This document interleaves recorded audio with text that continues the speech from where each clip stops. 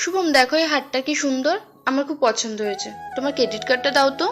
এখন এত টাকার হার কেনার কি দরকার তোমার? তোমার প্রমোশন হয়েছে তাই। কম দামের কিছু কিনে নাও।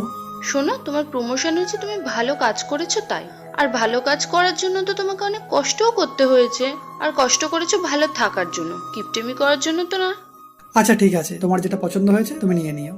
না, এটা আমি আমার জন্য নেব না, মার জন্য নেব। মায়ের জন্য মানে? সবাই বলে একটা ছেলে সাকসেসফুল হওয়ার পেছনে একটা মেয়ের হাত থাকে, আর তোমার সাকসেসফুল হওয়ার পেছনে তোমার মায়ের হাত ছিল। আমি তো তোমার লাইফে এসেছি তোমার সাকসেসফুল হওয়ার পরে, তাহলে তোমার এই ক্রেডিটটা আমি কি করে নিই? তাই আমি এটা মায়ের জন্য নেব, তোমার প্রমোশনের খুশিতে।